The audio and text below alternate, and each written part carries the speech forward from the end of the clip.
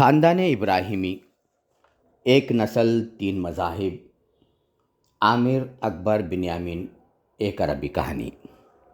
السلام علیکم ناظرین، ہم بات کر رہے ہیں ایک ایسی عرب اسرائیلی کہانی کی جو دراصل فلمی کہانی نہیں بلکہ ایک حقیقت ہے۔ یہ کہانی نسل ابراہیمی کے تین مرکزی کردار بنام عامر، اکبر اور بنیامین کی ہے۔ تین مذاہب، تین نام اور ایک کہانی۔ یہ کہانی ایک مصری نثر نگار نے عربی میں لکھی ہے۔ کہانی کا متن اور لب لباب کی کچھ نکات آپ کی بصارت کی نظر ہیں۔ خوش آمدید ناظرین، آپ دیکھ رہے ہیں اردو لائیو اور اس نئی ویڈیو کے ساتھ میں ہوں سیف اللہ حسینی۔ طوفان اقصیٰ نے دنیا کی آنکھوں سے پردہ ہٹایا اور اسرائیل کے بھیانک چہرے سے آرائش و زیبائش کے ملحمہ کاری کے سارے نقاب اتار دیے۔ مشرق سے مغرب تک سب نے دیکھ لیا کہ اسرائیل کا چہرہ جو برسوں سے جمہوری حسن کے غلاف میں لپٹا ہوا تھا، دراصل کتنا گھناؤنا اور خونی چہرہ ہے۔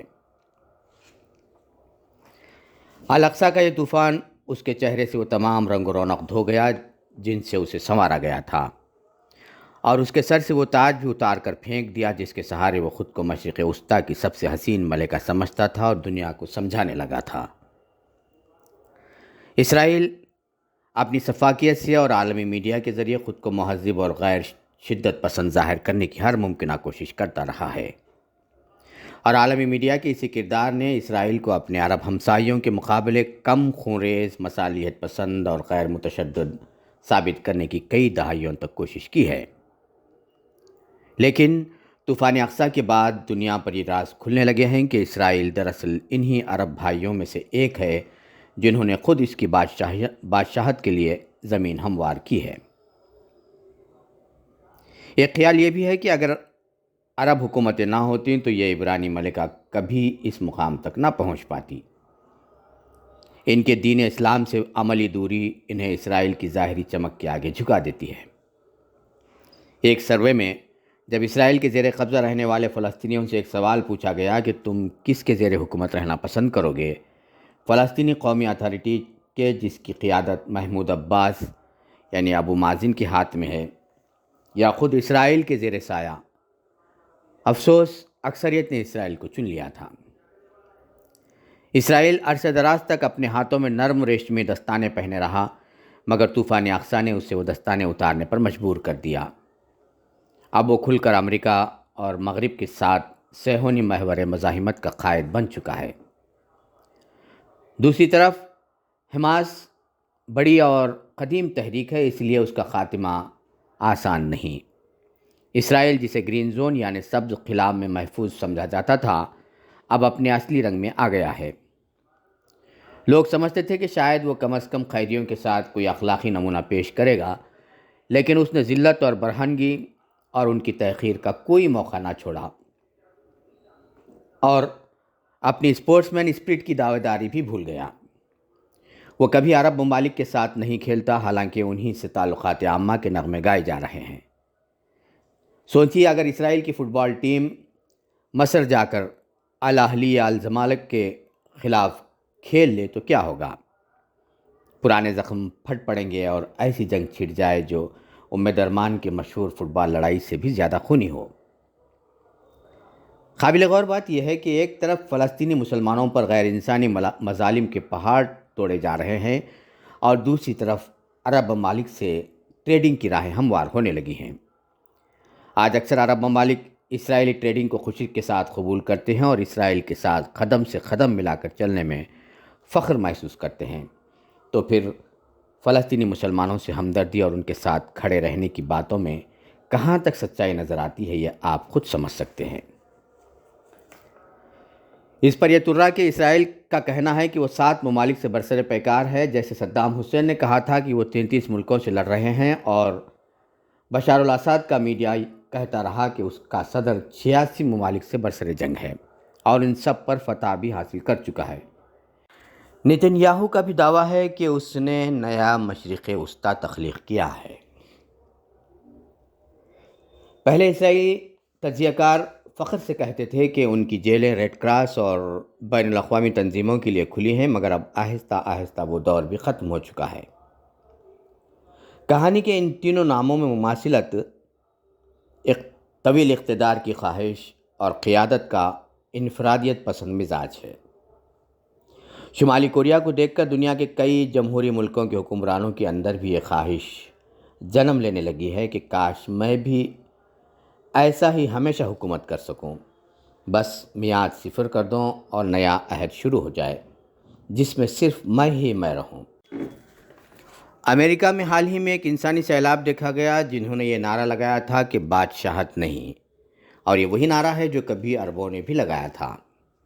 عرب اور اسرائیلی مماثلت کی ایک اور مثال، فلسطینی قیدیوں کو حتیٰ کہ غیر ملکی حامیوں کو بھی اسرائیلی پرچم کو چومنے پر مجبور کیا گیا۔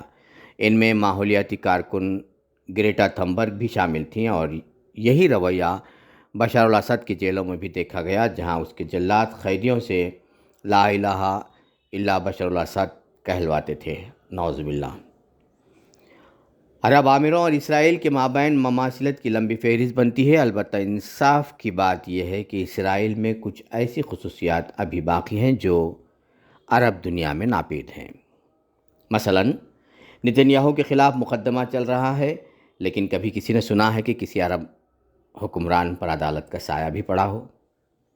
مشابہتوں کا ایک اور مظہر وہ جملہ ہے جو امریکی وزیر صحت رابرٹ کینڈی نے ٹرمپ سے کہا کہ آپ خدا کا کام کر رہے ہیں۔ یہ بالکل ویسا ہی ہے جیسے شام کے رکن پارلیمان خالد العلی نے بشار الاسد سے کہا تھا کہ جناب صدر آپ کے لیے ساری دنیا کی حکومت بھی کم ہے۔ فرق یہ ہے کہ ٹرمپ واقعی دنیا پر اپنا اثر رکھتے تھے، اس لیے کینڈی کا جملہ ایک مذہبی چاپلوسی کہی جا سکتی ہے۔ چلیے اب چلتے ہیں اس معاہدہ ابراہیمی کی طرف جس کو بحالی امن کا امین بتانے میں کوئی کسر نہیں چھوڑی گئی۔ اسرائیل اور کئی عرب ریاستوں کے درمیان بہتر تعلقات بنانے کی غرض سے ایک معاہدہ جسے ابراہیمی معاہدہ یعنی ابراہم ایکارڈ کا نام دیا گیا، ستمبر 2020 میں طے ہوا، جس میں اسرائیل، متحدہ عرب امارات، UAE، بحرین اور مراکش شامل تھے۔ اس معاہدے کا نام یہودیوں اور عربوں کے مشترکہ جد اکبر اور بائبل کے ابراہم یعنی 3 نام 3 مذاہب کے عنوان سے دیا گیا ہے۔ یعنی شجر ابراہیم سے پھوٹی 3 شاخوں کو شجر کے تنے سے جوڑے رکھنے اور شاخوں کی مشترکہ آبیاری کی غرض سے یہ معاہدہ ابراہیمی کے نام سے طے پایا۔ یہاں حضرت ابراہیم علیہ السلام کا حوالہ اس لیے دیا گیا ہے کہ جہاں شجر ابراہیم کی دوسری شاخیں اپنا وجود منوا چکے ہیں اور اب تیسری شاخ یہودیت، کہنا غلط ہوگا، صہیونیت کو فلسطین کی سرزمین پر حتمی طور پر قابض کر کے اسرائیلی ریاست کو بین الاقوامی سطح پر قانونی درجہ دے کر یہودیوں کی نو آباد کاری کے عمل کو انجام دیا جا سکے، اور اسے مذہبی طور پر دنیا کے سامنے دکھانے کے لیے کہ یہ ایک مذہبی عمل ہے، اور یہ کہ عربوں اور فلسطینیوں کی یہ کشمکش دراصل مسلمانوں اور یہودیوں کے خلاف لڑائی ہے۔ حالانکہ حقیقت اس کے برعکس ہے، فلسطینی علاقے پر اس قبضے کی لڑائی میں مقامی عیسائی بھی مسلمانوں کے ساتھ ہیں، اور حقیقت پسند یہودی بھی صہیونیت کے خلاف ہی رہی ہیں۔ امریکہ میں اور خود اسرائیل میں نتن یاہو کے خلاف مقامی حقیقت پسند یہودیوں کے احتجاج اور فلسطینیوں کے حق میں ان کی آواز اس بات کا ثبوت ہے۔ الجزیرہ نیوز کے مطابق ابراہم ایکارڈ مکمل طور پر ناکام ثابت ہوا ہے کیونکہ اس معاہدے کا اصل مقصد مشرق وسطیٰ میں امن کی بحالی تھا، لیکن یہاں تو اس وقت امن کی دھجیاں اڑائی جا رہی ہیں۔ یونائٹڈ عرب امارات یعنی UAE، بحرین، سوڈان اور موریکو، ان 4 ممالک کے ساتھ کیے گئے اس معاہدے کو بتا کر پوری دنیا میں زور و شور سے یہ بات پھیلائی گئی کہ اس سے امن کی بحالی ہوگی، ان ممالک میں معاشی ترقی کے دروازے کھلیں گے، لیکن یہ خام خیالی ہی رہی ہے، کیونکہ اس معاہدے سے فلسطین کے اصل مسئلے کو ہی باہر رکھا گیا ہے۔ یہ کیسے ممکن ہے کہ جس شاخ کے اس کونے پر آگ جلائی جا رہی ہو، جو تنے سے جڑا ہوا ہو، اسی شاخ کا دوسرا سرا کس طرح سرسبز و شاداب رہ سکتا ہے؟ ہاں، اتنا ضرور ہوا کہ ان ممالک میں اسرائیلی ٹریڈنگ کو کافی وسعت ملی، بلکہ ایسا لگ رہا ہے کہ آہستہ آہستہ ان ریاستوں کی ترقی اسرائیلی ٹریڈنگ پر ہی منحصر ہو کر رہ جائے گی۔ مسئلہ فلسطین جو عرب دنیا بلکہ ساری مسلم دنیا کے لیے آج کی تاریخ کا سب سے اہم مسئلہ ہے، اسی کو پس پش ڈال کر بحالی امن کے معاہدے یہ کسی بھی حقیقت پسند، اصلاح پسند اور امن پسند ذہن کو مطمئن نہیں کرا سکتی۔ معاہدہ ابراہیمی کے اس عمل سے بالی ووڈ کی ایک فلم امر اکبر انتھونی کی کہانی یاد آتی ہے۔ شاید مصری نثر نگار نے اسی نام سے امر، اکبر اور بنیامین کے ناموں کا انتخاب کیا ہوگا۔ چلیے اس ہندی فلم کی کہانی کے انجام کی طرف لیے چلتا ہوں۔ اس فلم میں 3 بھائی جن کے والد گینگ سے بھاگ جاتے ہیں اور یہ تینوں بھائی بچپن ہی میں بچھڑ کر 3 مختلف خاندانوں اور مذاہب میں پرورش پاتے ہیں، اور بعد میں وہ تینوں اکٹھے ہو کر اس گینگ کے سردار سے انتقام لیتے ہیں۔ یاد دلا دوں، ایک مرتبہ محمود عباس نے حماس کو کفار قریش قرار دیا تھا۔ کیا ابراہیمی خاندان کے یہ 3 نام کسی کافر قریش کے انجام کے لیے اکٹھا ہوئے ہیں یا واقعی دنیا میں امن کا پیغام عام ہونے جا رہا ہے؟ یہ تو وقت ہی بتائے گا۔ ناظرین، اس کہانی کے ان نکات کو آپ کس طرح دیکھتے ہیں کمنٹ کر کے ضرور بتائیں، اور اردو لائف کو سبسکرائب کر کے ویڈیو کو لائک اور شیئر ضرور کریں تاکہ ہمیں حوصلہ ملے کہ اس طرح کی معلومات آپ تک مسلسل پہنچاتے رہیں۔ شکریہ۔